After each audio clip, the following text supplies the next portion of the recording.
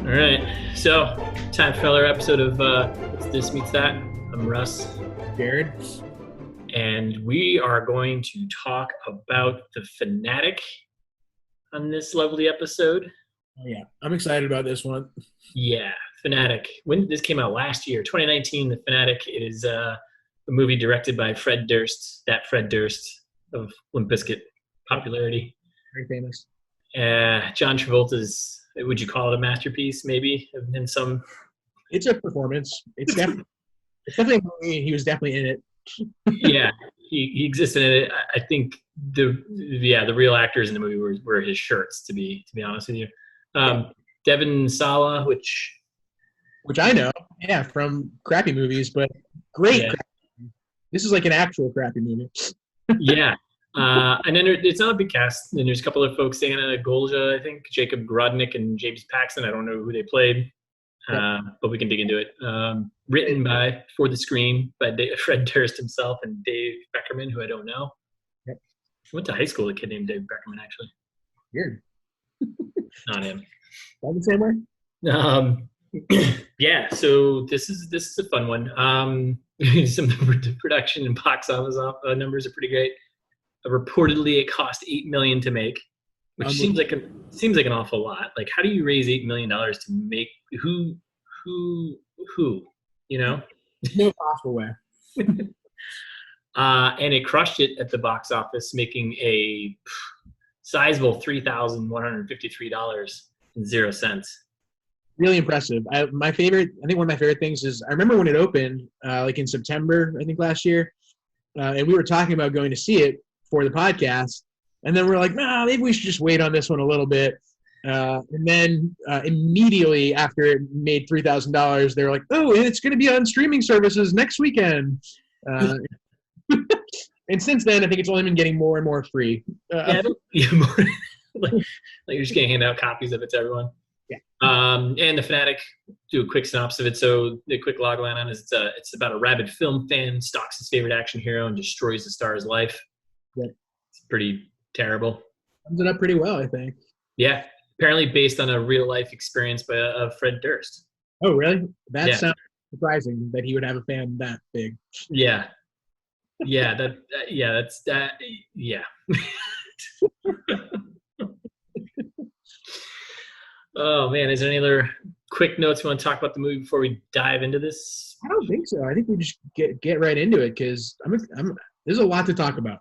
There's a lot to cover. So, well, let's start with why don't you give your Hollywood pitch, because I like yours. Yeah. So I was thinking about it, and I feel like this is exactly Cape Fear meets the music video for Limp Bizkit. Take a look around for a number of reasons.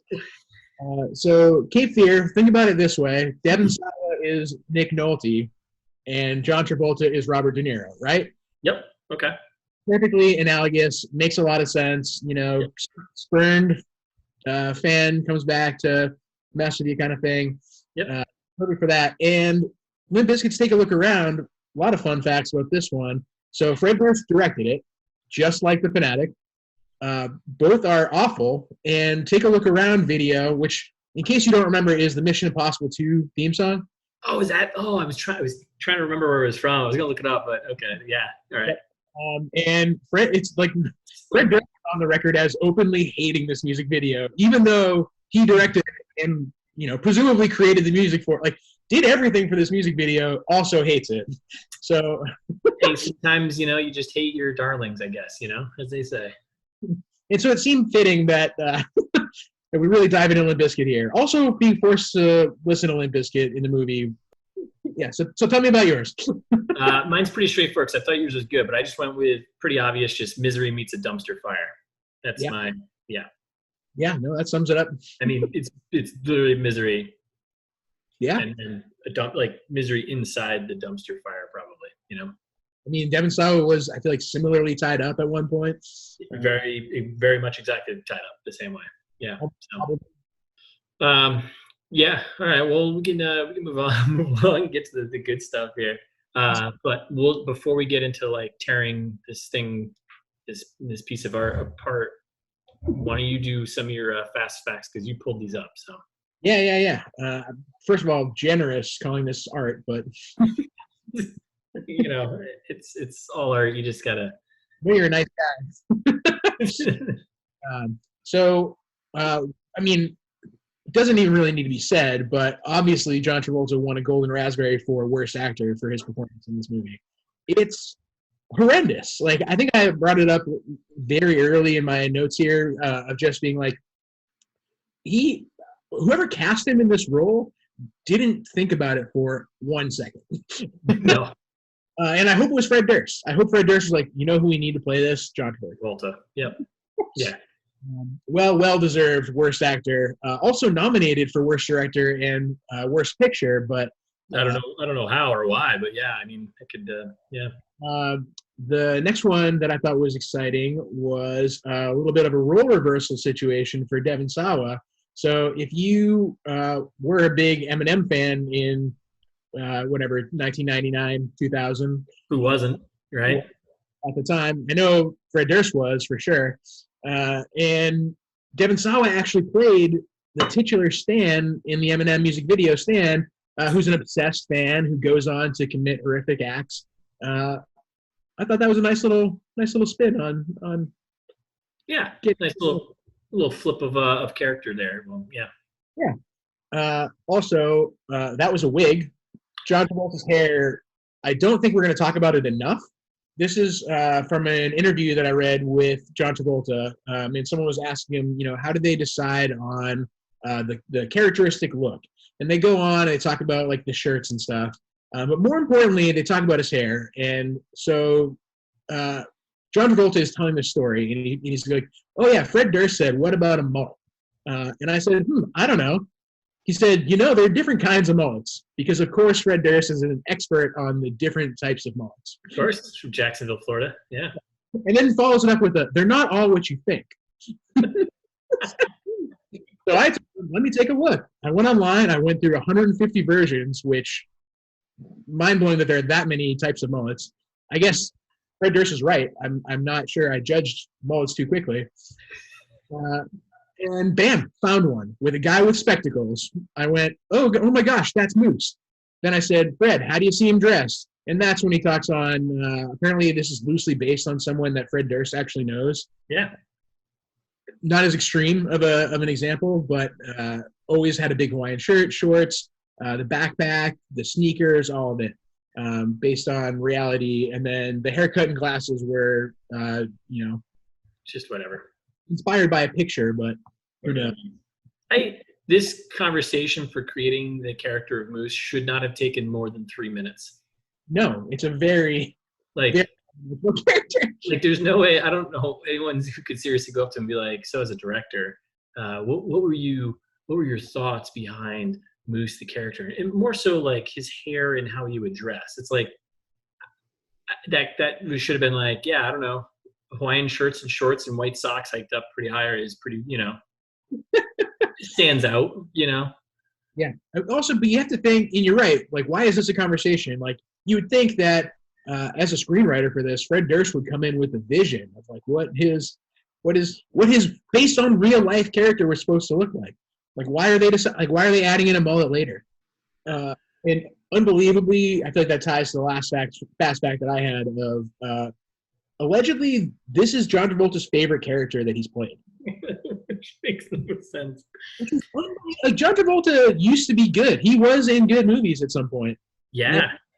Like even like Grease is solid, Pulp Fiction, Hairspray, like those Face are Off. Yeah, Face Off. Like those are all okay movies. Or better. Yeah. And this is his favorite role to play.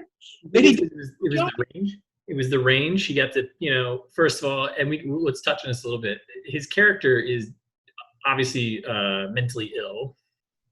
Yeah, well, I mean, and he's supposed to be autistic. And if this is what John Travolta thinks autistic people are like, which, first of all, like, autistic people are not like one thing. Like, it's, it's a wide-ranging spectrum, and he can present any number of ways, which I guess is good for John Travolta to give creative license and say, I can literally do whatever I want and say he's autistic.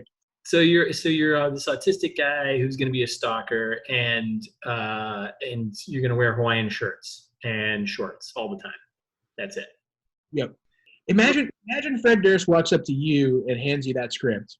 I would find the nearest dumpster fire and put it inside there and be like, "You're done." Are they still making music, by the way, Limp Bizkit? No, definitely not. Okay. At least I hope not. I don't know. I think they had they might have had a reunion tour recently, or. This is gonna. I guess I could. I don't know why. I shouldn't do this here because then it's gonna be. No, it's okay. Well, because actually, I wanted to talk a little bit about Limp Bizkit while you look for that. I wanted to read this quote from Devon Sawa. I know I'm reading a lot of quotes, but this was perfect, and I feel like encapsulates how I would describe the movie really well, through a Limp Bizkit lens. So Devon Sawa says, Limp Bizkit was a good band. They did well. They entertained a lot of people for a long time. So he knows how to do it. Fred knows how to entertain. He's got an energy and brought that to set, and he and John Travolta got along amazingly, which I'm not surprised that two crazy people get along well. Yeah.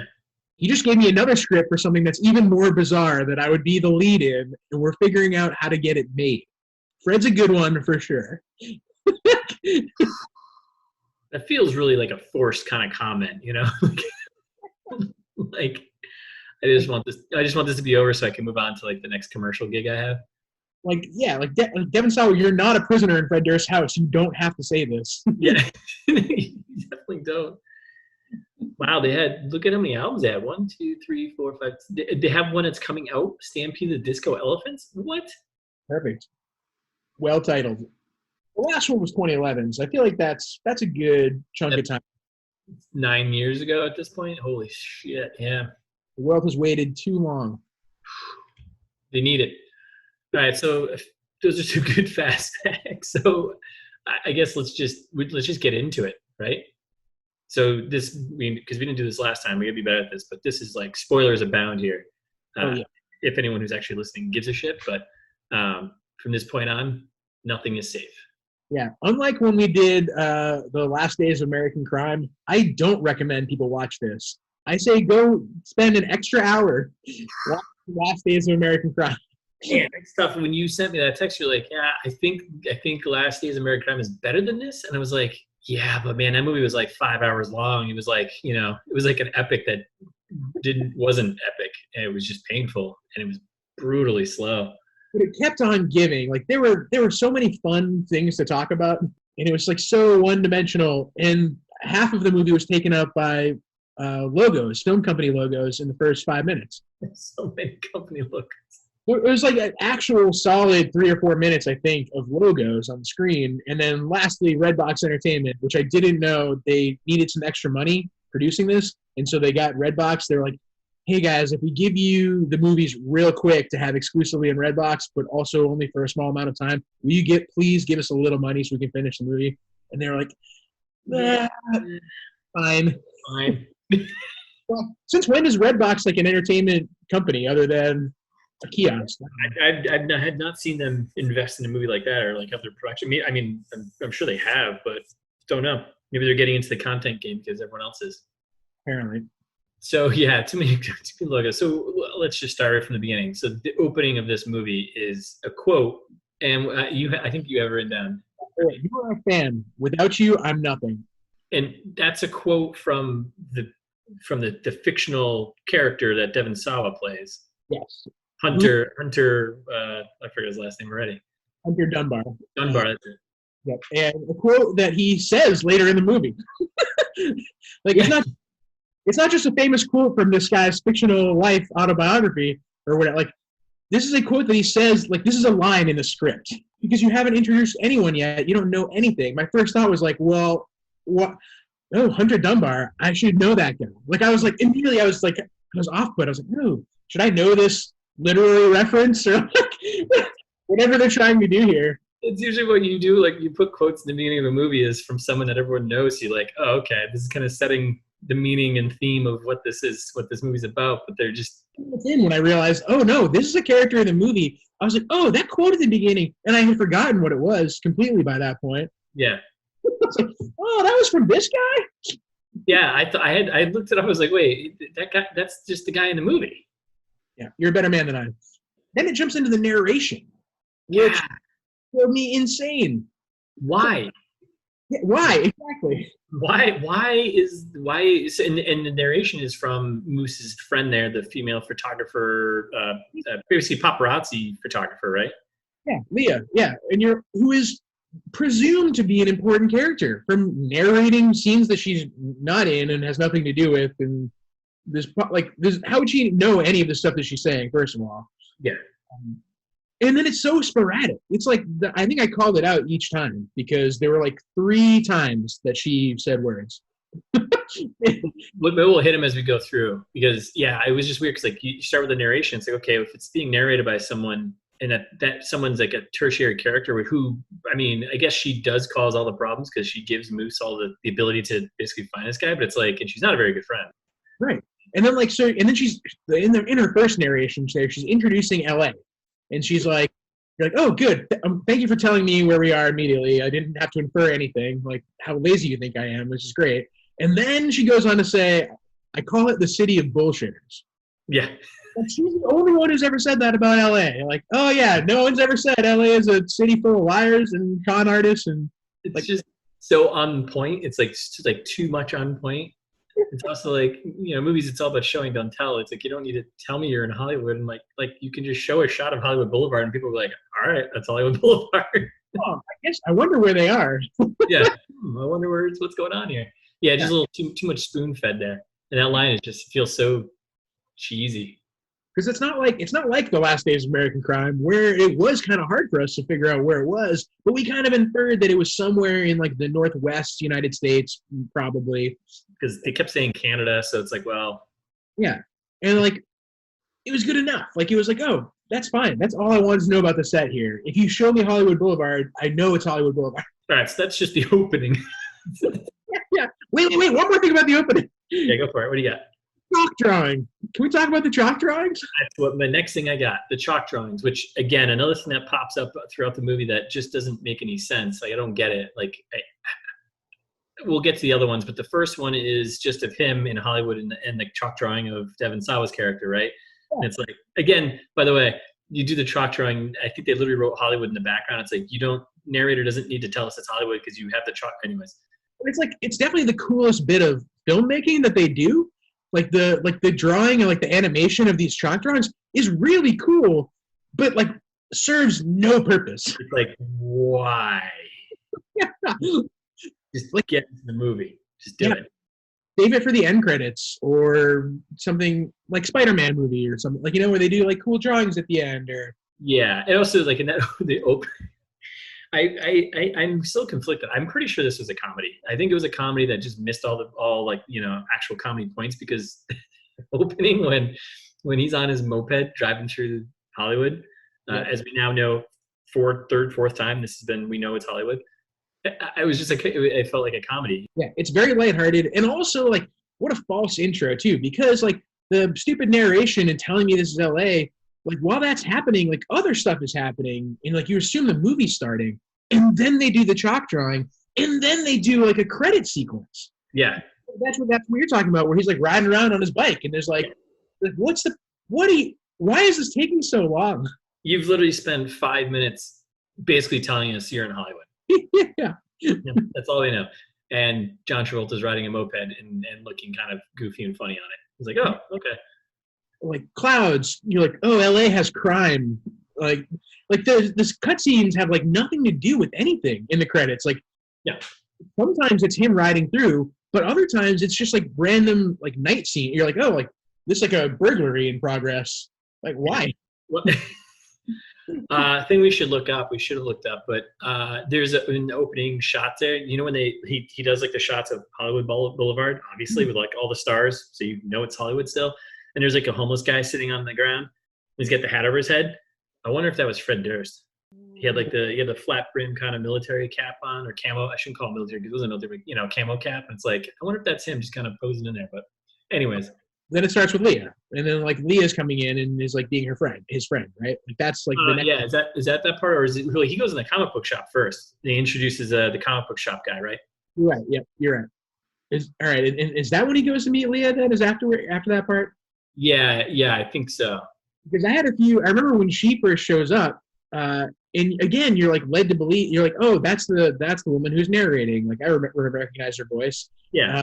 Like led to believe that she's a really important character, and immediately she's like super sketchy because that's when he leaves like the comic book shop or whatever, and then somehow like goes to try and break into this party. Oh yeah, that was. You're like, there's no description of what's happening or why this is happening. Like it just shows up and Leah's like, oh, like I told you to bring the cutters, and he like brought scissors, and she was like, no, dummy, I meant bolt cutters. But like comedy right there. Yeah. What? There was no setup for this. And then like the party happens, and you're like, why is this like I get you're setting it up as like an obsessed fan, but also we got that already from the last scene. We know this.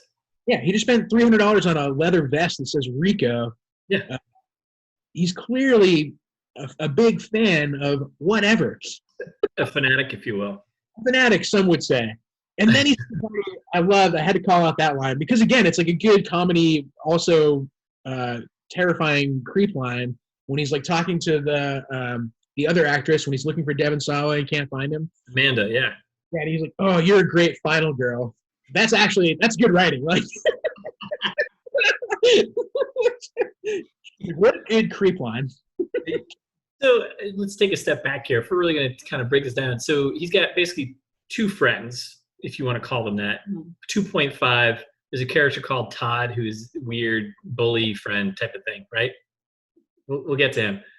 But taking a step back, like the whole scene in the comic book shop, in the first, like within the first 10 minutes of the movie, after we've been told we're in Hollywood for like the first fucking 6.5 minutes, in the comic book shop to establish, okay, so what? People who go to comic book shops and collect things are all psychos? Great. That's okay. That's a great one to pin down their Fred. And then when his buddy, whatever, sells him the $800 jacket for $300, the moment when he tells him, he's like, oh, I'm going to the party and he's going to be there, right? Moose says to his comic book buddy, he's like, hey, I'm going to this party tonight and he's going to be there.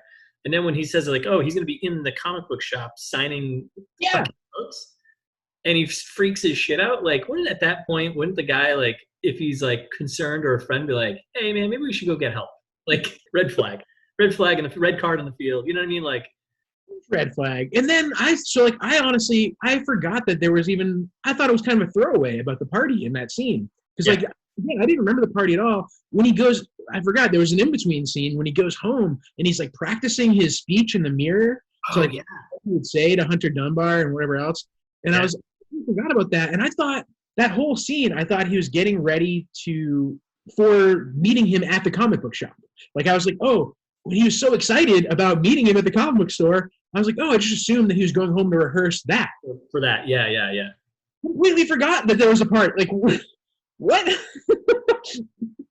I mean, was the party? The party was only there just to introduce us to the narrator, the girl. Really, right? Yeah, I guess so. Yeah, because that introduces her as like, okay, the one who's kind of enabling him to like find and do these, these things that he really shouldn't be doing. But after he does like the bolt cutter thing, which I was cracking up then. I was like, all right, that's pretty funny. It's not supposed to be. And then when she's like, oh, don't worry about it. We'll just climb over the fence. Yep.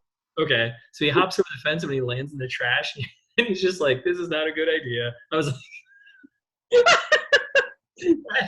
that's good. That's good writing right there. And then him constantly asking, am I okay? Am I okay when no one can see if he's okay or not? Yeah, I did like that. Yeah, that was funny. Comedy, pure comedy. So we got this character. We know he's crazy. We know we're in Hollywood. And then we find out he's a street performer. He's a street performer / con artist. Like, he's also robbing people. Yeah. Todd's character. Yeah, Todd's character. And Todd is just like the again, very single-dimensional, extremely bro-y character, basically, right?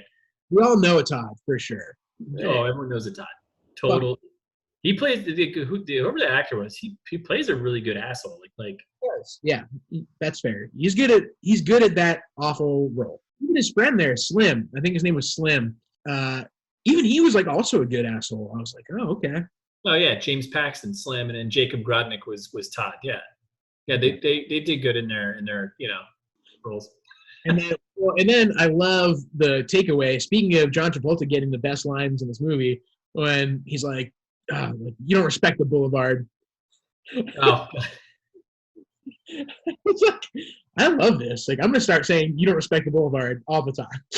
like anyone that says anything to me stupid, I'm just like, you don't respect the boulevard. A lot of good quotes. A lot of good quotes in the sense that they weren't good, but they were bad, like awesomely bad quotes. So we got Todd. He's a street performer guy who just puts a nail through his nose, and people pay money to see that. I'm sure that's probably a real thing on Hollywood Boulevard. I wouldn't be surprised, but it's also like, I don't know. Seeing the amount of money that people put in the buckets after he did this, I was like, What? it was like raining money. It was just to show that this guy was an asshole and he can make money. And Moose, as a London cop, which we'll get to that, street performer, wasn't making anything.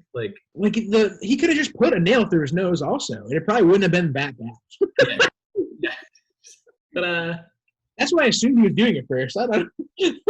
Yeah, all the blood. It was like, why is this a need? You know, I mean, I get his character is there to like trigger Moose later on in the movie, right? Like that character, that's what he's the one who makes him like snap.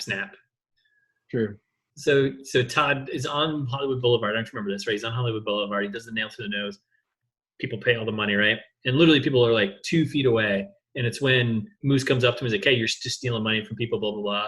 And Todd yells at him and he's like, they're not people, they're tourists. Like screams it on the street in front of like everyone that just walked by. Like if I heard that, I'm like, what? I just gave you $1, you asshole. Like, well, I guess like they make Todd out to be this like great performer, but then they also like kind of like you can tell Fred Durst is like trying to make him like a Joker character of like he's just like an anarchist of like nothing matters, and it doesn't make sense. None of it makes sense. Nope. So yeah, then I mean, where does that even put us? It's like 15 minutes of the movie.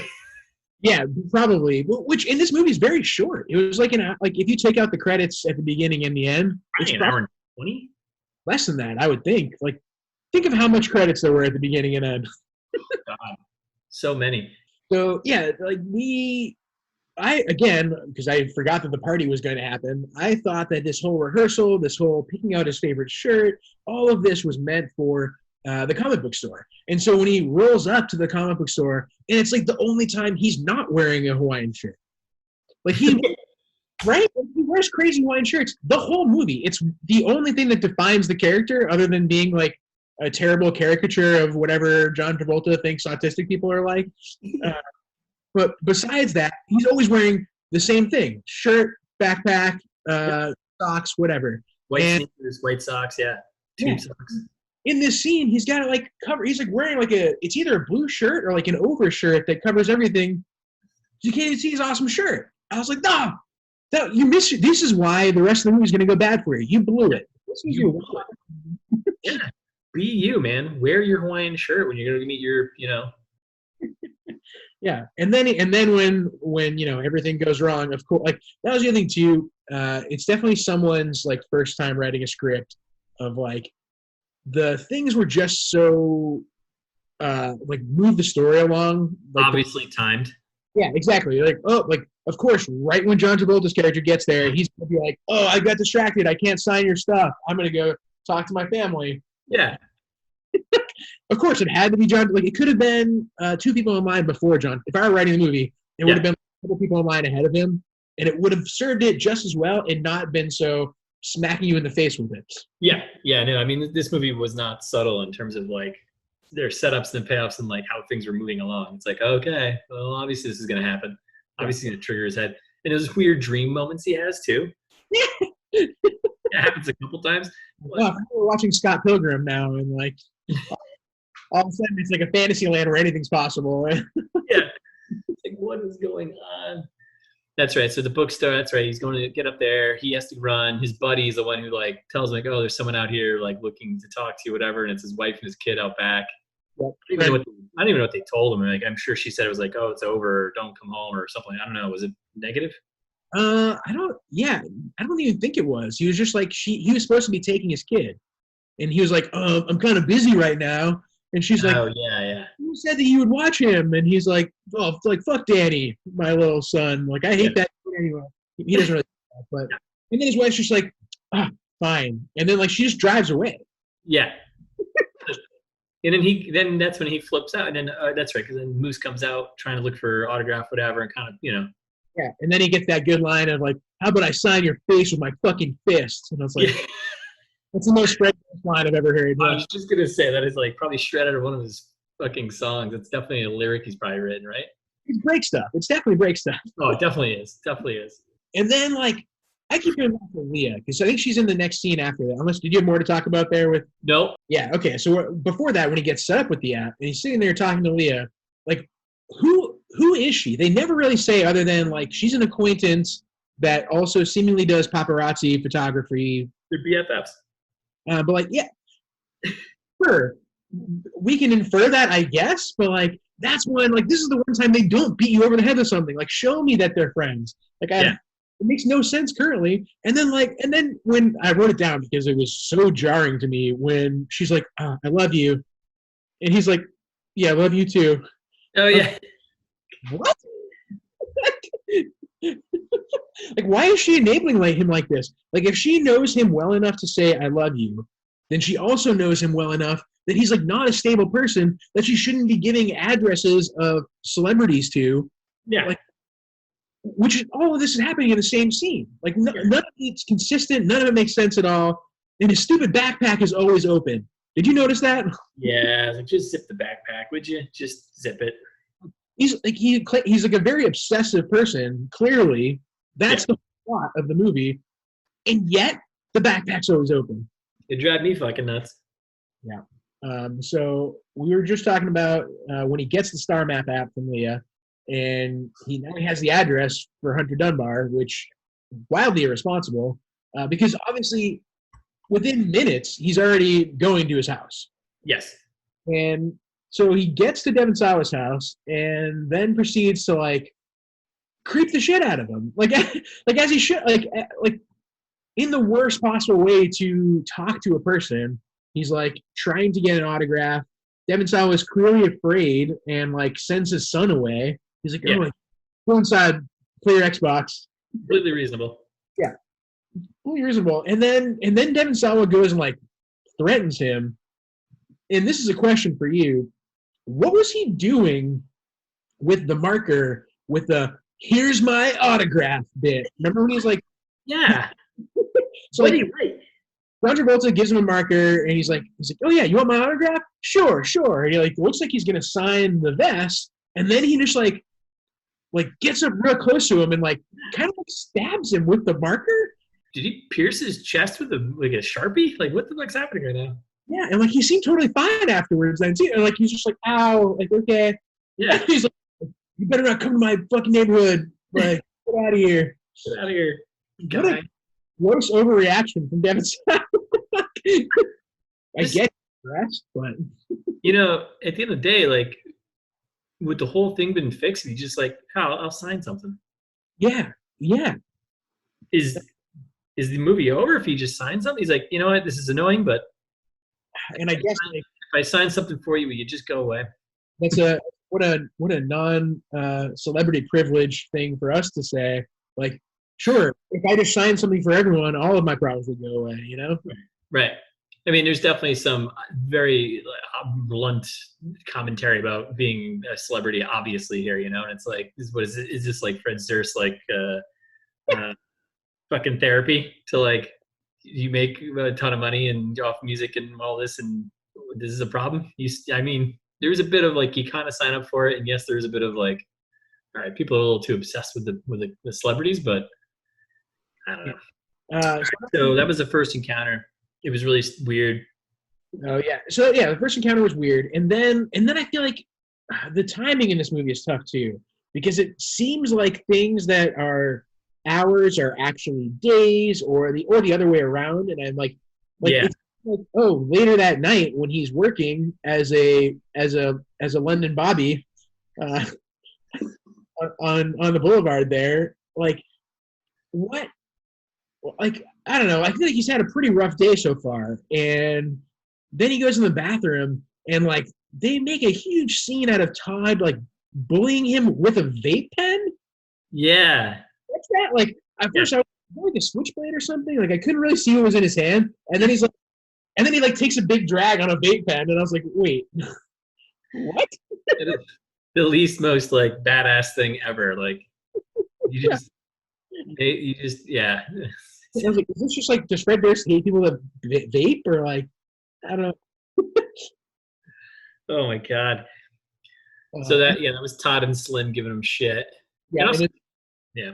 when the security guard comes out for the first time of many, Yes. and just encouraging some kind of retaliation. He's like, "Oh, Moose, like Moose, you're such a sweet boy. Like you're also like, how does everyone know everyone on the boulevard? I guess maybe that's true, but Yeah, I mean, I guess I could imagine maybe those street performers know each other because they're all working together on the blocks there. I don't know. but Moose doesn't seem like the type that he's gonna like go socialize like with the security guard either. Like he seems like keep your head down, like yeah, but everyone probably knows him. They're like, hey, he's a little on a spectrum of some sort. Yeah, and then the security guy's just like, oh, like you should stand up for yourself. Like you can't let them pick on you like that. And he's just like, no, like it's fine, everything's fine. He's like, all right, and then that scene just ends. Then it's like, oh, it's like the next day, like That's it. next day with another when the narration comes back from Leah. Oh, that's right. Yeah, it was so random because we heard her from the very beginning, and then just randomly, I was like, why the fuck now is this? What's going on? Why is she now talking again? This is the lead up to the second visit, when he goes back and her line, she's just like everything that she says as the narrator is the most cliched, like hack writing of all time. She just goes, when you find the cookie jar, it's hard not to go back for more. Who hides the cookie jar?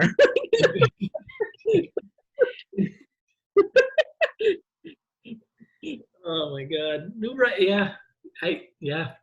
And then they're talking about.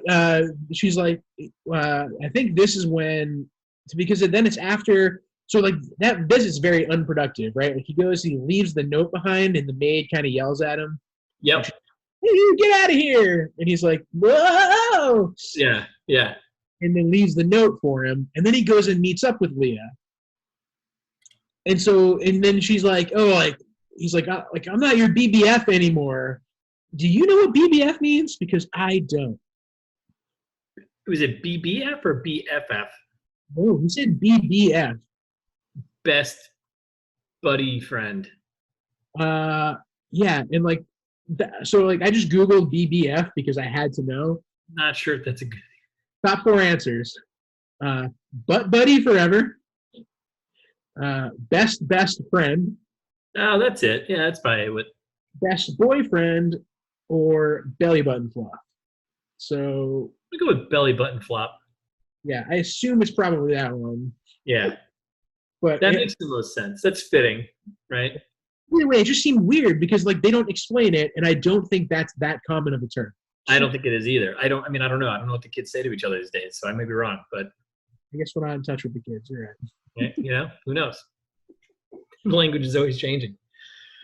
So the only one I like, so then I think at that point that's when they start diving into more of like Devon Sawa's like, celebrity background a bit, I guess, right? And they kind of show like give you little hints of his dark side, and like he's having a conversation with his maid who is clearly foreign. Another stereotype character written here. Yep. And then you find out that he's been sleeping with her. And it's like, oh, this is probably why your wife isn't with you anymore. Like, wow, this is all very stereotypes abroad here. Like, holy shit. A lot of stereotypes.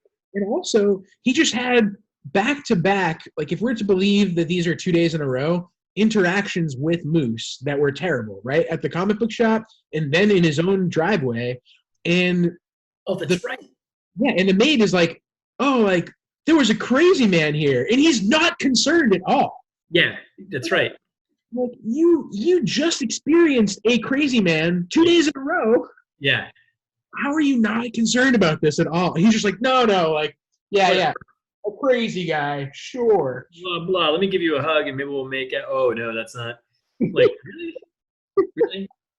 Yeah, Like unbelievable. And then I think that's when it gets to he leaves, right? And then that's when Moose comes back for the final visit, right? Yeah, the final visit is the one where he actually gets in the house and all that sort of stuff, right? Right. The one where he kills the maid.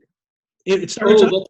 That's right, because he comes once, drops off the letter. Doesn't he go there twice though, drop off some letter? Because he tries to give the letter to him in person, and like he's like, doesn't he do it twice? This is like the third visit. Yeah, like he's no. Because I thought he went back. I remember he went there once, and that was the first time she was like, "Oh, there's someone crazy there," and then he's like, "Oh, you didn't get my letter," and then he went back, and like that's when he was like trying to make sure the letter was there or see if it was there, and that's when she comes out and she's like, "What?" and she starts hitting him with what the fuck it was like. Yeah, what, toy? The duster, I think. Yeah, why didn't you? Oh yeah, it was a feather duster. She's like, "Oh!" Like, why not just run inside, lock the door, call 911? And then I think it's one of my favorite, gone innocent person gone wrong tropes of being like, oh, there was something behind someone that then they could hit their head on and die. Oh God, yeah. It was like always like a conveniently placed rock, or in this case, the flower pot, right? He's a gardener, but I think in that pot that she hits her head on, the plant's dead. And I think a reviewer called out like, he's a terrible. Yeah. Well, and so now I'm wondering, actually, related to that, while we're talking about him, maybe he's not, because remember in like the day before when he came back to visit, he didn't get to finish his gardening for the day. So like maybe that was like they're like, oh, we can't say that he maybe this is the obvious thing that he didn't finish. Yeah, no, that's a good point. Also, like, I mean, come on, like the connection of like a pot with a dead plant in it that kills somebody, like. Ugh.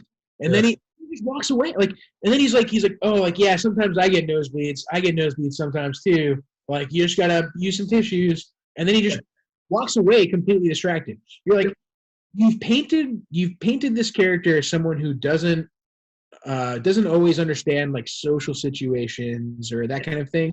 But like, knowing that he almost certainly killed this woman, like he's got to know that. Like he's not oblivious to violence. Like he strangled Todd in the last scene there. Like he did. He understands what hurting people is. Yeah, 100%. And then he just walks away from this woman he killed. So it makes me think, and I got these are my next two things here. Three things. One, you think the movie was like actually trying to make some commentary like on mental health issues? No, I don't. I really don't. Or is it like making fun of stalkers, or is it like, you know what I mean? Is this like a really like they're painting stalkers in like this view of like basically being mentally challenged people? Like, you know what I mean? Like it's like a go fuck you. This is your mentally challenged type of thing. Like that's what it feels like. Which I could see Fred Durst probably writing that way, but also like I don't even think it was that intentional. I honestly just like I don't think that I'm no malice here. Like I just think I think he was like, oh yeah, this is a guy who's really obsessive, and John Travolta was like, oh, I can do obsessive. He was like, dial it back a little bit, but yeah, because like I mean his role is a little borderline offensive. Yeah. Oh, it's definitely super offensive. I don't know. Yeah, I agree. And yeah, I don't know. You had other things to say. I don't even remember anymore. But yeah, no, I mostly wanted like, it was just the new characters. Because at this point we're in Devon Sawa's home and like learning about his backstory a bit of like how he was obviously banging the help, if you will, and all the help is clearly very stereotype characters, and then that was it.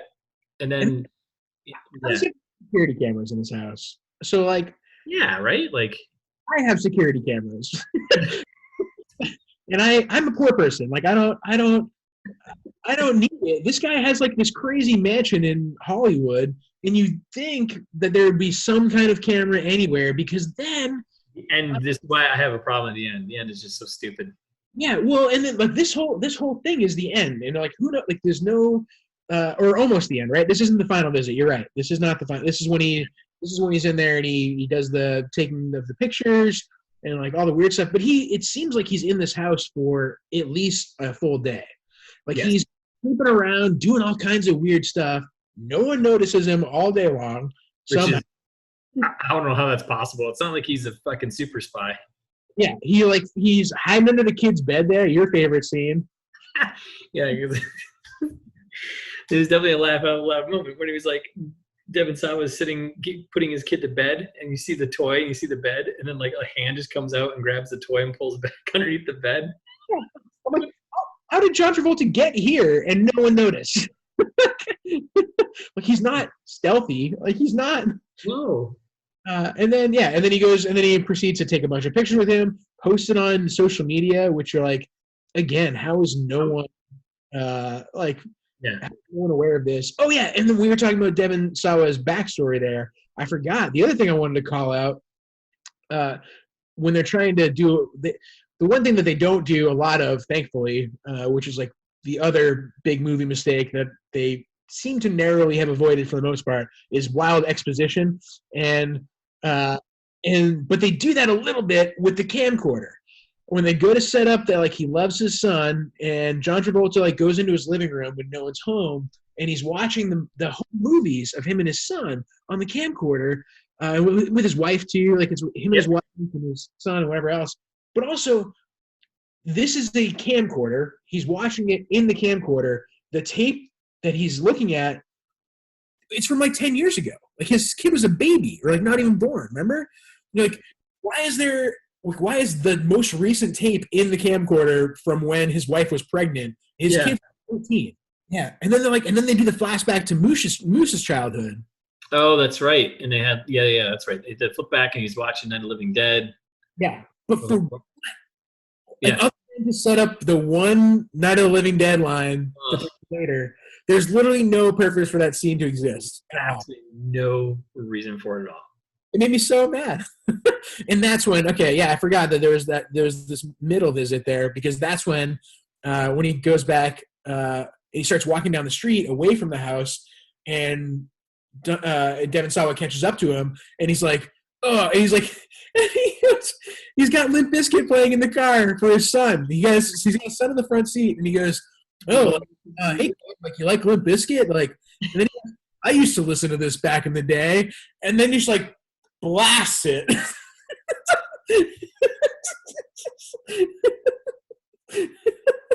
As he's like speeding around the corner, blasting Limp Bizkit, and then rolls up on John Travolta and like stops and like beats the crap out of him again, and he's like, don't you come back around my neighborhood ever again. And he had a very specific line too, or I'll stick my Remington shotgun up your ass and you'll be, what did he say, eating and shitting or pissing blood of bullets for, I don't know. It was so stupid. Shitting like blood and bullets for days. Like, what? Bro, he's dead. Hey, you're dead. It's a shotgun. What are you, stupid? Do you know how fucking science works, man? And then there's another chalk drawing. Oh, is that, yeah, that's it. Is that the one where it's him like curled up and there's like the blood pool? Yeah. That's for some reason, again, there's no reason for it. It doesn't fit. I gave it a little bit of effort of thought of like, all right, what are the chalk drawings for? Like, all right, the first one is like, it felt like every like act basically, or every like break or major story beat, right? It's like, okay, you got the intro and you're showing this guy in a moped and the movie. And then you have the one in the middle, which I don't remember what it was of. Then you have this one, which was him, Moose, curled up in a ball with blood coming from his head. It's like, okay, a little foreshadowing type of thing maybe, and you wonder like, oh, what's going to happen now? Yep. But the problem is like they I don't think they did that with the other two, and they weren't. It didn't connect. It didn't connect the way maybe he was thinking it would, or maybe that's what his intention was. And then the one at the very end was weird because it was of Leah holding him up like an angel. Yep. For some reason. It makes no fucking sense because she was like, what? No, she's the one who caused all this problem. Like, what? No. And there's another one in between too. So that's the other. So like, and this is maybe I'm thinking this is like if you ask Fred Durst or John Travolta now, they'd probably be like, oh no, it was like some kind of artistic, like this is showing the like how he's going crazier and crazier as the movie goes on. Like this is showing like how he's deteriorating or something like that. And who's doing them, by the way? Yeah. who knows? That's the other thing too. Like, It's not. There's no connection. It's not like, you know what I mean? Like if it was something that, I don't know, you could do some connection of like his character maybe is like a weird chalk artist or something, you know, and then like have this weird, you know. nope, completely unrelated. But then the next couple of scenes are just like that, like crazy montage of like him like riding around on a scooter again, and then he crashes, and then you're like, it was literally just straight up a Buster Keaton fucking comedy scene. It's like he's in an old timey London cop outfit. yeah, Right on his moped. The thing breaks down randomly. And it's like, dude, just stop. Just you're muffled. Whatever. Something just blew. Just stop the bike. But he can't stop. It's like, I don't know why you can't. Your brakes work. And he hits the curb. The way he falls off the bike and on the curb, I was like, this is fucking hilarious. And then that's when he drops his line again. Am I all right? And no one's around. It's like, I mean, and it seemed pretty traumatic, but he also he'll like react to some things like appropriately, and then things like this, like there was no reaction at all. He was just like, "Yeah, am I okay?" And then he walked away. Yeah. What? And then I figure why. What was the breaking? Was it just to show? I mean, what happened after the moped broke down? so after the moped broke down, that's when he goes and meets up with Leah again. Remember? And he's like, he's like, oh yeah, like she's like out taking pictures or something like that, and he's like, yeah, I went back to his house or something like that, and then she's like, he sneaks up on her, right? Like, and yeah, he's like, oh, and then she goes, oh, it smells like gasoline, and then completely changes the subject. This is when he's like burning the vest and like, or he's about to, like, you don't know that he's going to do that, like you're assuming that he might hurt himself or like do something crazy.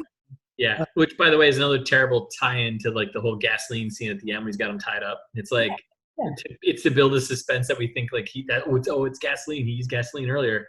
Yeah, it pours gasoline everywhere. She's like, it smells like gasoline. Also, like, what are you doing for lunch tomorrow? Like, what? And that's when she's like, then she starts berating him for being like, you can't like go posting that stuff on social media. Like, those are crimes. Like, you can't do that. And he's like, no, like, what are you talking about? Like, I'm not a bad person. It's when she called stalker that was like the trigger word. Right, yeah, I'm not a stalker. Yeah, I'm not a stalker. I think she says like, oh, you're gonna be a stalker or whatever, and that's when he freaks out, pushes her, and then just like, I'm blocking you from social media. And I was like, that's it. That's the big commentary here. Like the huge punishment. Like you're blocked from my social medias. Yeah. Like okay, all right. Another chalk drawing. What was that one of? I can't remember what that. I didn't take notes on that other than saying a third chalk drawing. Why? Oh man, I thought maybe that was the one. Maybe that was the one he was like curled up in the blood pool then, because that leads into the end, and that's when, he does end up in a basically not really a pool of blood, but yeah. And then the next scene is then when Devon Sawa wakes up with a mouthful of tissues. Yeah, so they jump from she comes to the apartment, which, by the way, did you notice his apartment number was letter M? Yes, I did. Yes. M for Moose. M for Moose, obviously. That's what you would. I live in an apartment M. Why would you use numbers so you can not have just a 26? Anyways. A lot of factors there. Anyways. So they do that scene, the social media blocking thing. And then from that point, they cut to all right because they just jump from him freaking out against her leaving, and then they jump to Devon Sawa being tied up, right? Yeah, I think that's why they did the chalk drawing, because they're like, we don't have a transition here. Chalk drawing. Problem solved. There we go. Yeah. A little foreshadowing. Not really though, but kind of. Yeah. And then he wakes up. Yes, basically this is where misery starts, right? Where he's just tied up. Yeah, and you're like, first lesson learned, like, never gag someone with tissues, because he's basically like, he wakes up, he's like, ooh, and he's like, well, now I can talk again. Oh, he just spit out the tissues. Okay, yeah, smart. And then and they skipped all of the setup of that. Like, I would have loved to watch that part. Like, how did he break in again? At this point, you got to think Devon Sawa's got some kind of security or something, right? Like, I don't know. How did he break in again? Managed to like knock him out, tie him up so that he didn't notice. Like they point out many times that Devon Sawa's got like a sleeping pill problem, But also like he also woke up like a couple of times, kind of when that happened. Yeah. You're like, okay, how does he manage this? How does all this happen? And then it's just like, oh, just kidding. He's tied up in bed. We're here. Yeah, because like the logic of like this character you've built that is one terrible stereotype, but like you built this character who like sometimes has some sense of things and then other times doesn't. So like the logic of like him being able to like pull off like I don't know. I guess maybe we're supposed to think that like him sneaking in the house one time is like, oh, I guess he's this super spy sneaking around guy. Yep. And then him sneaking up on the photographer girl, like, is that another like? How do you not know this guy's right behind you? All right, so we're like in the last act of this. I don't know what to call it yet, but scene where pretty much it's all building up to like the big payoff. Hopefully, Devon Sawa's character is all tied up, right? And Moose Travolta's character is I guess torturing him in a weird way with psychological torture for sure. Yeah.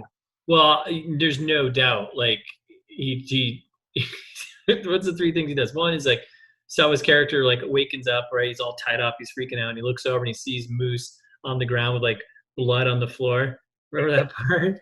And then he's freaking out. He's like, "Oh, you idiot, blah blah blah," you know.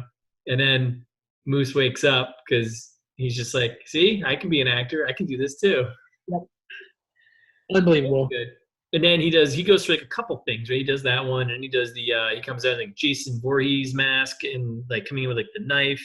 Yep. And stabs him with it's a fake knife, kind of like a Knives Out moment, you know? Yeah. Then he comes in with the gas can, which now we've already seen him burn stuff. He burned. This is like here's a setup payoff thing, right? He burned all of his Dunbar memorabilia stuff he had earlier, right? So things you smell like gasoline. Right. There's been a lot of cues about, gasoline. So here it is. Okay. Oh no, he's pouring gas. He starts dumping it all on him. And Devon Sawa's character's freaking out. And then Moose is like, would you stop freaking out? It's just water. So I don't know the last time you smelled gas, maybe huffed gas or whatever, but it's pretty fucking distinct smell. Like the moment it would come out and land on that bed, you would smell gas. Even before then, like just even being in the can and being in the same room, like there's no way. I agree. Probably you would still like it's a fucking potent smell. There's reasons why gas stations are set up the way. So yeah, so that kind of drove me nuts because he's freaking out. It's like, dude, it's poured all over you. Like, how would you, if this was gas, you would know. In a heartbeat. And then the narration comes back. I didn't write down what she said this time because it was so inconsequential, but like he is narrating this scene too. You don't remember that? Like no, I do because right after hold on. So there's a couple moments of like torture, I guess you want to call them. The only torture I felt was when he kept talking about ice cream and not having treats for the kid in the house. Yeah. I was like, dude, just fucking kill me. Like this is like listen, you talk about this is more painful than anything else you could do to me right now. Like light me on fire, please. Like do something.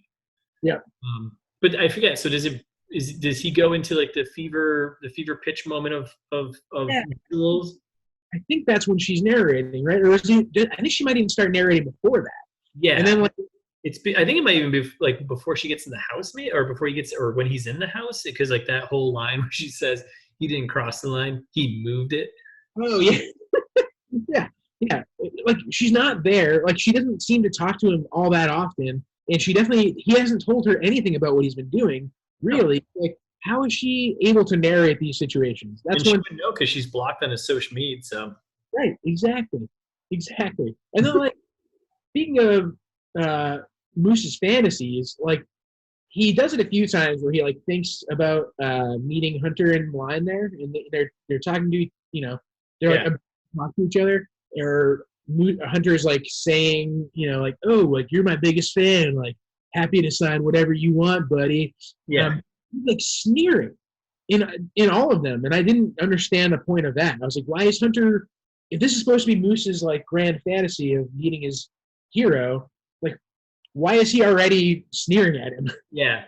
Usually, if it's your fantasy, you're playing it out the way you want it to be. Yeah. Right. Right, exactly. And then that's when it kind of twists out of his own fantasies and into Devon Sawa's like crafting a fantasy and being like, oh no, like we can be best friends. Like I'll sign wherever you want for the rest of your life. Like this is my lifetime commitment to you. And he's Yeah. like, and he's like, let's do a little actor technique. Like it's called visualization. and he's like, do you know what visualization means? And he's like, no. And he's like, to imagine. You know, I expected so much more. Yeah. Like I wanted to leave a couple of seconds of dead air there because that's what happens in the movie. Pretty much. Yep. Imagine, and you're like, oh, okay. If I looked up visualization in the laziest possible definition is for me. Oh, like yeah, just imagine for a second. And he's like, strawberry ice cream. And he keeps strawberry ice cream. Which doesn't pay off at all, by the way. He never gets strawberry ice cream. Oh, never. They're like, why does he immediately treat him like a child? Like he's been so far treating him like a really threatening adult, and then out of nowhere he's like caressing him and being like, "It's okay, buddy." Like, well, I guess he's not caressing him because he's still tied up. But he's like, "It's okay. Like, we'll get strawberry ice cream and everything will be fine. Like, you know, this is gonna be great. You're gonna let me go. We're gonna be like best friends for life." To me, that was the point where he was just like, "Oh, he's an actor, and he's figured out how to play up to like this guy's nutty and what he wants, right?" Oh yeah, I guess you're right. That's what I figured there. I was like, oh, he's an actor, and he's just playing up to the fact that like this guy, he knows what this guy's looking for. Let me just ease up on him so he'll let me go, and I'll just keep playing on his basic, brain here, and then I'm gonna get him. I guess this is a better movie than I thought it was. No. I wouldn't go that far. But it was so obvious. Also, it was so obviously like, see, he unties his one arm, right, and they're close, and then he before, like, first of all, his legs are all tied down. And I think if I was in a moment of like, all right, this crazy person's let my one arm out. Okay, let me get my other arm out first before I do something. Yeah. Not like, let me have one arm out, headbutt you in the face, which, by the way, I think is pretty painful even for the headbuttor. It is, for sure, yeah. I'm pretty sure it hurts, right? People in my day, for sure.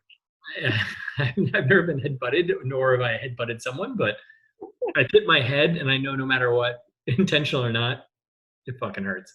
Yep. So he does that, then he gets his other hand loose, and then remember he pulls a gun in from somewhere. I forget, was it just from behind his headboard? Remember, reaches up behind him from like behind his headboard, grabs a shotgun. You're just like, wait. But wait, was it? That was the thing too. I was so confused what that gun was because I don't think it was a shotgun because it was like a hunting rifle. You're right. Yeah.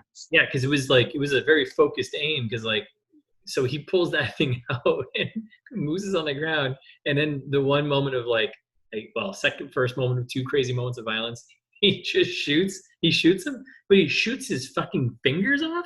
Yes. So a couple of things on that. One, the VFX person was finally. I can do something in this movie, and I thought they did a great job. Like the blowing off his fingers was like so. I couldn't stop laughing because it was really funny. Yeah. But also, it looked really good. Like I was like, oh, this is. I know Devon Sawa said this wasn't a $15 million movie, but I'm pretty sure most of the $8 million went towards. I think I would agree. Like, I think 7,999,999 went to the effects and the fingers getting blown off, and everything else went to the rest of the movie. Like, why would he only shoot him in the hand? If they're painting him to be such a huge threat, that is exactly like I was like, why would you just shoot him in the hand? Yeah, he's 2 feet away from you, and he's the threat. He's tied you up.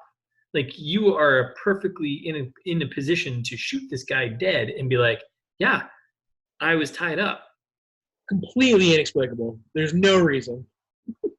And then the fingers off. The fingers that whole thing was great. It was perfect classic B movie, like finger blood. It was great. I mean, that was probably the best part of the entire movie, actually. That and Moose's shirts are like the best parts of this entire movie. But good point. His shirts are amazing. Then he pulls out the big knife. Yeah, the huge knife that he carefully gouges his eye out with. Well, hold on, we're not there yet. So he uses that. He cuts off gets out of the rope, get the legs. And then, oh, that's right. And then he's got the gun still, and he pushes him down the stairs, right? And rolls down the stairs, and he gets him down on the floor. Yep. And then he shoots one. So I don't know how many rounds are in this gun. It looked like it was like a 2-rounder, but whatever. Yeah. He shoots on either side of his ears, by the way, which would make you pretty much instantly deaf. Yeah, and again is a good reminder that he shot off his hand and did like clearly he's an accurate shot because he's shooting next to Moose's head.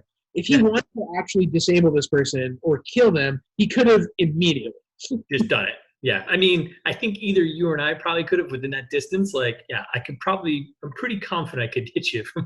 Yeah, and instead he's torturing him. Yeah, the torture's flipped, right? Which I think is he realizes that, but then so he all of a sudden he's going to probably shoot him in the head finally, right? And then he's out of ammo. Yeah, it's the random 3-shot gun because I don't know, odd numbers seem like a right amount of numbers to put in a gun. I don't know. You want to clip one in the chamber, you know? I'm not a gun person, I wouldn't say, other than like video games, but I don't know. Like 3-shot thing sounds like someone forgot a round to put as part of this weapon. But anyways. I'm from New Hampshire. I'm not a gun person, and you're right. You're spot on here. It's weird. Right. and then he's still got the knife on him. And then I was not expecting this, which I was like, oh, okay, this is oddly weird, but he just stabs him in the eye. Yeah. And it's a huge knife. Yeah. And easily could have gone like through the back of his skull, probably.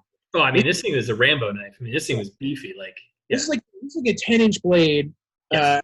Easily could have just the easiest thing to do would have been to just stab him through the face. Instead, he stabs him just into his eye.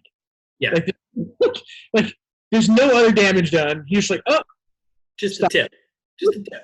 Just seeing, how that feels. Just a tip. Again, inexplicable. Why are you torturing him? What's the motive? What's other than he had you tied up in your own house? Why are you doing this? And why didn't Moose do anything to fight back? At this point, he could have defended himself a little bit or done. I don't know. There was one shot, and this is again why I think when you're making a movie, every little detail counts, right? And there was one shot where he was standing over him. So whenever he falls back and he has this moment of oh, I'm just torturing this guy like this guy did to me. He's having a moment of consciousness, right? Remember he sits back. Seemingly, yeah. He's like, oh, what am I doing? He starts, breaking down. This is Devin Sawa's character, right? The celebrity, the slub-utard, if you will, as they said earlier in the movie. He has this moment of oh man, what am I doing? This is a terrible thing. I'm doing basically what he was doing to me. So he has that moment, and then he stands up, and there's a shot where it's you see Moose all kind of curled up, and he's got his, hand, his fingers, whatever, chalk drawing, basically, if you will. The guy's standing over, and then you see the gun, which we know is empty, and then there's the big butcher knife, right on the other side of Moose. I'm he's gonna grab that knife, right, and kill him. That's what. Yes, there were so many opportunities for some kind of retaliation. Yeah, and then Devin Sawa just opens the front door. Out, and the end of that scene. That's what we end. That's the separation of stalker and celebrity is that he gets him a towel, wraps his hand up. He's doing the nice thing, I guess. Now, after a moment of clarity, and then just opens the door. No words are said, and he just pushes him out, as in everything's fine. Sorry about that, bro. We're all good though, right? Yeah. He's not scrambling for a phone to call 911 like you think any normal person would. Yeah. There's so many. Yeah, there's so much wrong with that. And then we have a time problem again. Yeah. So Devin, it's a very traumatic moment. He's been tied up. He's been tortured with water, ice cream stories, know. It's the middle. He shot a guy's fingers off. Yep. Stabbed a guy in the eye. It's all very, and he's sitting there, and then all of a sudden, I know it kind of cuts back and forth between a few, some other thing. It cuts to Moose walking down Hollywood Boulevard, back to the beginning, basically, right? Hollywood Boulevard. and everyone thinking he's in costume, which was like, why is it two foreigners? And now why are there subtitles with two foreigners who are like really excited about this guy being in great costume? Like what? I mean, Yeah. like again, another over the head like commentary about like that, but it's like what? Quick aside before we really wrap up the movie, the whole time every time I hear Hunter Dunbar, I can only think of Dale Dunbar, and it made me so frustrated the whole time. Wait, who's Dale Dunbar? I feel like an idiot. Retired hockey defenseman for the Canucks in single game for the Boston Bruins. Oh shit! I feel like I should know that. I was like, I think the name. I was like, I know. I kept thinking Heather Dunbar, who was a character on, who was the politician character on House of Cards. Oh, okay. No, Dale Dunbar. Dale Good. nice ball. Yep, signed with the Bruins. Ended up playing for the Maine Mariners for a couple of seasons, and then got called up for one game in 88-89. How do you know this? Just something to think about. Dale Dunbar. Dale Dunbar. I don't like. This is like a random hockey fact that I feel like I should know as a hockey fan. Yeah. The whole time I'm thinking about Dale Dunbar. And I'm thinking Heather Dunbar. I'm like, who's Heather Dunbar? I know Heather Dunbar. And I like looked it up. I was like, oh yeah, she was a character on fucking House of Cards. Yeah. Hunter, Heather, and Dale. So family story. So back to the movie. He's walking down the street, clutching his hand in his face because he's lost an eye and most of his hand. Yep. In another poor screenwriting of like Leah just happens to drive by. Right. Yeah. Just happens to drive by Hollywood Boulevard at that moment. Yeah. And he doesn't no one explains anything about what happened. Like why doesn't then they cut to him getting into her car. Then they cut to Devon Sawa, Hunter Dunbar, up at his house getting arrested by the cops. And you're like, wait, why didn't you just explain what happened? This seems mostly defensible. Yes, 1,000%. This is a huge problem. So all right, let's step back a notch here. So Moose gets moosed out of Dunbar's house, right? Yeah. And you got to figure he's up in the hills there. How does he that trip from there down to Hollywood Boulevard is that's his moped we know is broken down. Yep. He doesn't have Uber. Yeah, he's wandering the streets for 2-3 hours easily. And what time? And it's all at the same time in the morning, and all of a sudden he's and then we go back to the house, and then there's Dunbar sitting down. All of a sudden the door knocks. It's like, wow, this is all perfect timing about everything here. Huh? Holy shit! Leah picks up Moose, and then the cops, well, obviously Luis, the greatest gardener ever, found the dead body. Which, by the way, there's been a dead body for I think a week now. Fuck. This woman that you clearly had relations with, and she's just missing. You over the last couple of days, you haven't seen her. Yeah, non-factor. No, yeah. And I love how in that last scene too, and the cop, he opens the door. There's the cop, and then they pan to Luis. Luis is just in there, and he's just and the cop looks at him, and Luis just shakes his head, yep. It's oh, okay. What does that mean? It means you're under arrest. You're a bad man. You remember that time you yelled at him? Oh yeah. He's did he do it? He's yeah, he did it. It's what? And then I love the final narration, because of course they have to close it with the narrator, Leah, the most important character, yep. Right? And she goes, I love how I quoted this because it's ruthless. I know. Moose lost his hand in his eye. And then she continues with the rest of the sentence, but you're but what? That's fucking crazy. You just said that so casually. I know. Moose lost his hand and his eye. You're yeah, he's permanently disabled now. That. I mean, he was already having problems, and now he's got even more problems. And it's that is terrifying. Anyone who lost their fingers. You lost your fingers because a celebrity shot them off and stabbed you in the eye with a fucking buck knife, a 10-inch. And she prefaces it with, I know. which is like the very beginning narration. I feel like we should just get all the narration together in like one and hear it all at one time. Because like at the very beginning, she's like, I was just trying to be a friend to him, and at the end, like, I know. We're gonna get you some help. Yeah, bring him to a fucking hospital. Like, two, one to fix his fucking eye and his fingers, and then another one to him get some mental health fucking checkups. Like, It's the city of bullshitters. I know. fuck, man. So we talked about, and then there's like the two foreigners, which I don't know what language they're speaking, but Spanish, I think, wasn't it? no. I don't think it was Spanish, but it wasn't Spanish. It was something else. I thought Yeah. it was so random, and it was like, I get the commentary, but it's like, again, just a blunt object in your eye, no pun intended there. And then I only have like two more notes left here, but then the whole like dead body connection. So the movie ends with Dunbar getting arrested, and clearly it's, he murdered the maid, right? And also, I think like they might be arresting him for what he did to John Travolta. I don't know. I don't think so. No, I don't think that's at all. I think Luis was like, yeah, I found the dead body. I know they've been, getting it on, because there was a very subtle hint of that they knew, because like when he comes down and he talks to the K, it's Raymond, I'm going to leave. And he's like, oh, you know how much I care about blah, blah, blah.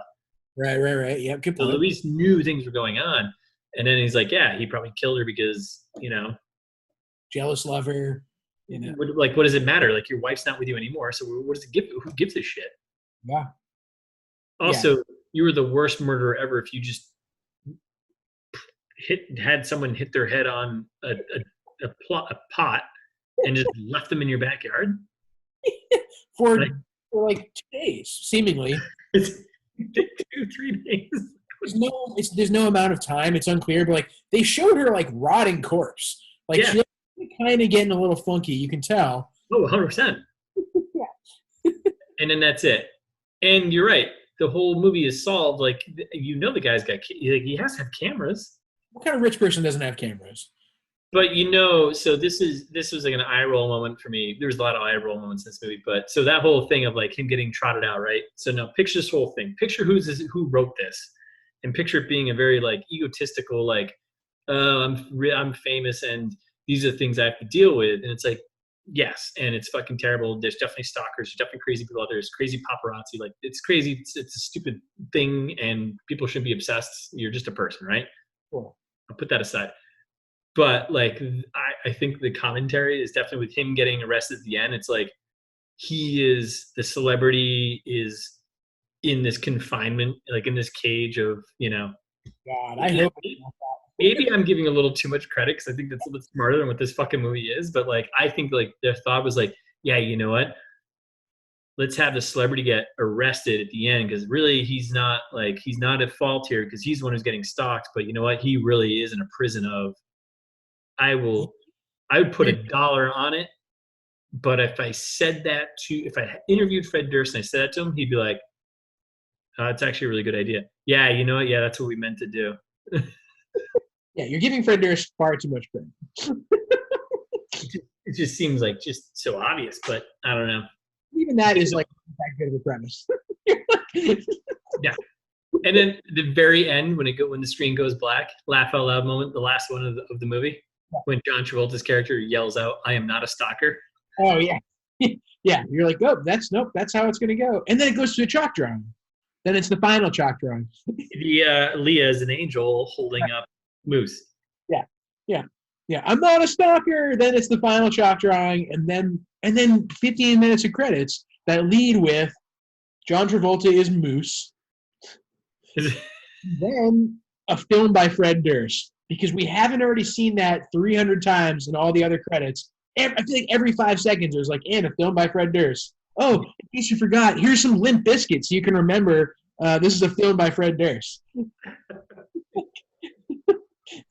There's going to be a little bit of self-awareness at that point where you're like, you know what, maybe I don't want to call too much attention to myself in this one. I just want to be like, the movie. You just lean into it and really play out Fred Durst. So of the like, $100,000 that Redbox gave at the very end to close us out. What do you think that went towards? Do you think that went towards just like the final, like, I don't know, I think what it actually went towards is that paying those two foreigners to speak a different language to Moose at the very end? I think Devin Sawa actually blew off part of John Travolta's hand. They had to do some reconstructive surgery. Like Scientology wouldn't cover it, so like Redbox had to. Redbox is like, all right, I guess we'll get involved. Like John Travolta's a national treasure. We got to repair his hand. Those fingers are like perfectly cut tubes. I was like, oh man, that is some awesome, perfect B movie effects right there. Yeah, like and that's why. So yeah, can we go back to that for 1 second? I know we're wrapping up the movie, but that's all right. We can But when I was saying I love the VFX for his hand being blown off, yeah, that was in my mind. Like it's still like the gun that he was using really acted like a shotgun to me. right.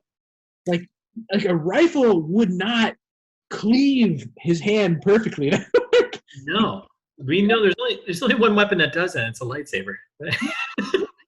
Cut off all of his fingers. Yeah, it just like shoop.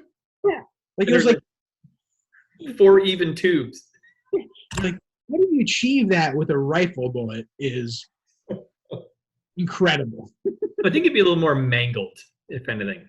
Yes, no, they were like it wouldn't even be that bad probably, and it probably would have been like one finger. And the other ones might have been like a little burnt, and that would have only been if he was like spot on target of like blowing off one finger. One finger, yeah. If he had like the ring finger on, the one hand, and like, okay, that's definitely gonna blow out like probably these two, and definitely fuck this one up. But like, yeah, and I think that's why in my head it was a shotgun because I was like, oh well, that kind of would almost make sense.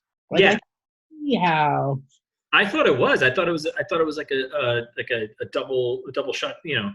What they call it? 2-round shotgun there. Because he said it earlier in the movie. He said my Remington shotgun. Oh yeah, so it must have been right. Overall, not as good as Last Days of American Crime. I stand by that. I think I agree with you, but I don't know, man. Like I thought we hit the bottom of the barrel with that one, but this may be further down the barrel. Yes, I would gladly sit through another 2.5 hours of The Last Days of American Crime if I didn't have to sit through another hour and a half of The Fanatic. There's replay value for me for The Last Days of American Crime. Like, I want to show that to people. Like, it was, I know your first comment was like, it's not so bad that I want to like really make fun of it. I disagree. I think it was perfectly bad. This one was like, you could tell John Travolta was trying. He put a lot into this role. It meant a lot. Oh, he definitely did. And it's just a failure on so many levels. You could tell it was his favorite role. Oh yeah, he was deep in the role. I think that would be, yeah. You know what? There's certain scenarios. Yeah, like I think I would love to be in that conversation, that first meeting, right? Director, lead actor, talking about, I just want to be there, like on the side with like a beer, listening to Fred Durst and John Travolta talk. Now, imagine the sentence I just said is, first of all, ridiculous, right? Yep. But 2, it happened. Yep. And 3, the more ridiculous part of it is, according to Devin Sawa, they got along famously. Yeah. They were boys. They were like the best of friends on set. They were talking about his mullet, the wig that he should be wearing. They're like, oh no, this is the mullet. No, this is the one you need the one you need to be wearing in this 2-minute character that is terrible. It's like if nu metal was a movie. I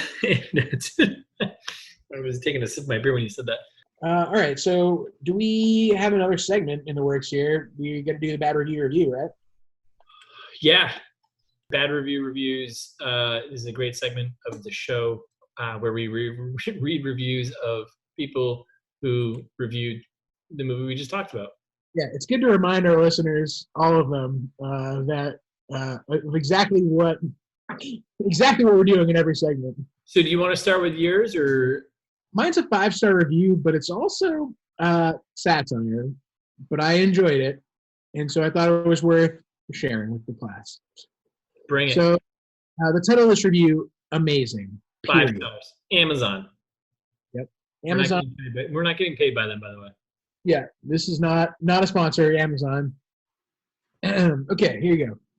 Hold on. Before you start, over the right, so product details of Fanatic, 3.5 out of 5 stars, 500 customer ratings, 30% were 5 stars, or how much of that percent do you think is like this ironically sarcastic review? I don't think that many. I think this is a rare one. I was looking through them earlier. 37% 5 stars. That's pretty high. That's huge. Yeah, and I mean this guy. Even though it's sarcastic, there are elements of truth here. All right, So let it rip. Let it rip. this is from the Jackal, our friend the Jackal. If you're out there listening, We love you already. yeah. So do yourself a favor and treat yourself to the Fanatic, a 2019 Fred Durst tour de force, in which John Travolta plays an English Bobby transplanted to the mean streets of Hollywood. At night, he's able to relax and be himself, donning his full Bobby regalia and chatting with tourists. But during the day, for reasons that the film curiously never fully explains, he feels compelled to masquerade as a dim-witted movie fanatic, hence the title, named Moose. Unfortunately, the Bobby is not particularly convincing as Moose. The Bobby comes across as far more natural and authentic when he's being himself than he does when he dons his alter ego. Travolta's performance as the Bobby is nothing short of brilliant and is worth the price of admission alone. His portrayal of a Bobby who's a terrible actor for whom the viewer is thoroughly embarrassed is truly groundbreaking. You feel so bad for that Bobby.